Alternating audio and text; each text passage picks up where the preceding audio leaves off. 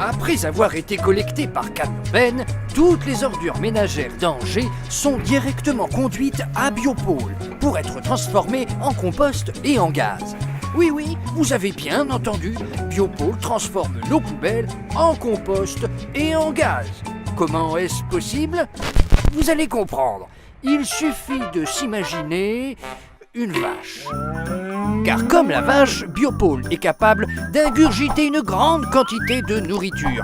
Grâce à leur estomac très performant, ils digèrent et finissent par produire de l'engrais et du gaz, le méthane.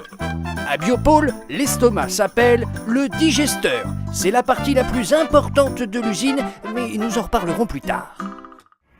Ce sont donc plus de 200 tonnes de déchets qui arrivent chaque jour, sauf le dimanche, dans la fosse de réception de Biopôle. Comment le sait-on? Rien de plus simple. Tous les camions qui entrent sur le site sont pesés à leur arrivée et repesés à la sortie après avoir vidé leur contenu dans la fosse.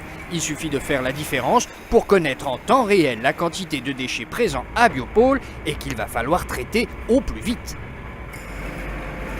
Car ces déchets ne peuvent pas rester dans la fosse. Il faut leur faire subir toute une série d'étapes pour enfin les transformer en compost et en gaz. Et c'est un long parcours qui attend nos poubelles après la fosse de réception.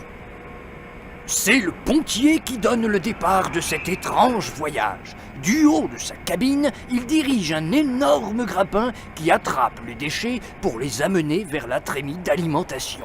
À chaque voyage, il soulève plus de 2 tonnes de matière. Et c'est parti!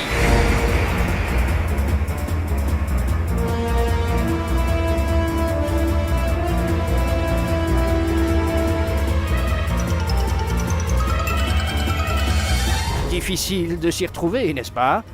Mais à quoi peut bien servir cette succession de tapis roulants et de machines en tout genre?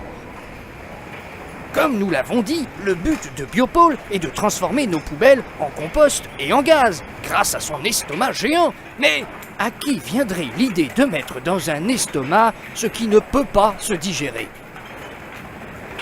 Comme pour la vache, Biopôle ne sait digérer que la matière organique. Alors que la vache est herbivore, elle ne sait digérer que des produits végétaux, Biopôle peut digérer toute la matière organique, végétale et animale. C'est une sorte d'omnivore. Mais nos poubelles ne contiennent pas que de la matière organique. Un tiers est composé d'objets en tout genre, plastique ou métal, qui ne pourront pas être digérés. Il faut donc les retirer avant d'envoyer ces déchets vers les digesteurs. C'est le rôle de la séparation mécano-biologique. La matière va d'abord passer 3 jours dans ces énormes tubes de préfermentation.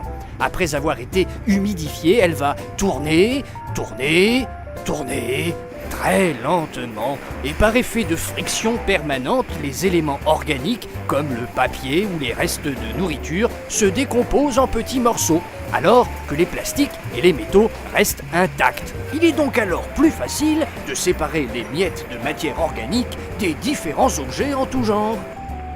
Les plastiques et les métaux qui n'ont pas été triés à la maison ou qui ont été mis à la poubelle par erreur sont mis de côté. Une partie d'entre eux pourra être recyclée.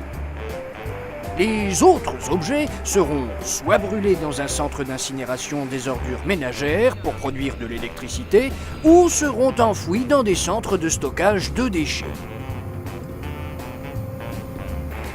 Nous avons maintenant de quoi alimenter nos digesteurs, un tas composé exclusivement de matière organique.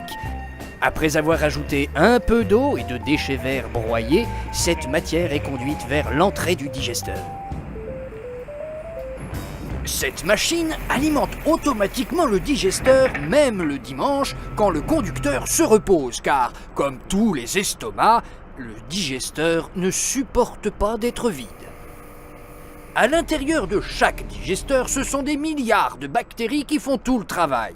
En 3 semaines, ces petites bébêtes grignotent toute la matière organique. À la fin, il ne reste que des crottes de bactéries qu'on appelle le digestat et du gaz. Le digestat est récupéré, puis dirigé vers l'unité de compostage pour le faire maturer, et le gaz, quant à lui, sera utilisé pour produire de l'énergie. Comme le méthane est un très bon combustible, on l'utilise pour alimenter un moteur qui, en tournant, produit de l'électricité. En brûlant, ce gaz produit de la chaleur que l'on récupère pour chauffer le site. C'est la cogénération. Le compost mature pendant 3 semaines dans des tunnels chauffés où il termine sa décomposition. Pour cela, on fait encore travailler les bactéries et des champignons microscopiques. En les alimentant en permanence en oxygène, ces micro-organismes sont dans les conditions idéales pour finir la fermentation du compost. Avant de pouvoir être utilisé comme fertilisant, ce compost doit être affiné. On le débarrasse donc des derniers petits éléments non organiques comme les bouts de verre ou de vaisselle cassée. Après avoir été analysé, il reste 1 mois sur site avant de servir dans l'agriculture. Évidemment, on se doute que traiter des déchets ne dégage pas que de bonnes odeurs. C'est pourquoi tous les bâtiments qui contiennent des déchets sont fermés hermétiquement et ventilés en permanence. Les mauvaises odeurs sont captées et conduites vers une unité dédiée à la désodorisation. Tours de lavage, biofiltres et filtres à charbon actif vont permettre de détruire toutes les molécules responsables des mauvaises odeurs avant de rejeter l'air dans l'atmosphère. Quel étonnant parcours pour notre poubelle avant de devenir gaz et compost. Mais cette prouesse ne repose que sur chacun d'entre nous. Car c'est en continuant à bien trier les déchets à la maison que Biopôle valorisera encore mieux la matière organique en évitant les indigestions. Il ne devrait pas y avoir de nuisance au niveau des odeurs, puisque lorsque les camions vont arriver devant un sas. Le premier rideau va se lever, il rentre dans le sas. Il se referme, l'autre rideau se lève, le camion rentre dans la salle de stockage. Les 2 rideaux sont baissés. Il n'y aura aucun gaz de rejeté, justement, c'est là l'intérêt de...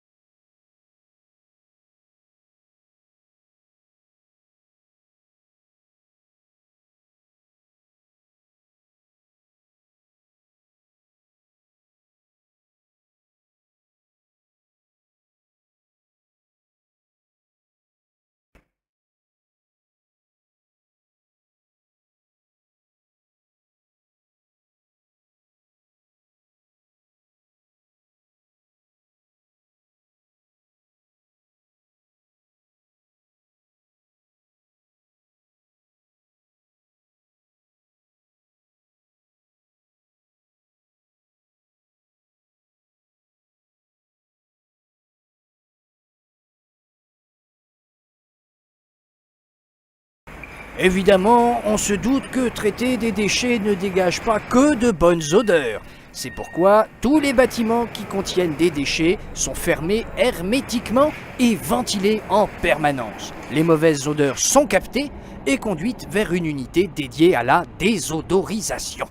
Tours de lavage, biofiltres et filtres à charbon actif vont permettre de détruire toutes les molécules responsables des mauvaises odeurs avant de rejeter l'air dans l'atmosphère.